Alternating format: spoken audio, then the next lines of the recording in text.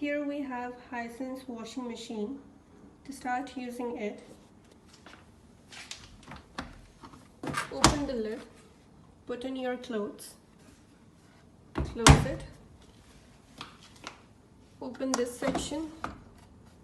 Over here you can put your liquid detergent, your clothes softener and powder detergent. Close this door. Over here you can see multiple options. To start with, just select your preferred option. You can see the temperature, spin option, delay and multiple options.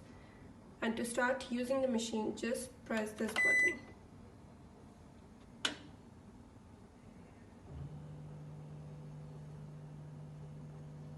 To stop or pause, press the same button. Over here you can always choose the spin option if you just want to spin it. Here we have rinse plus spin.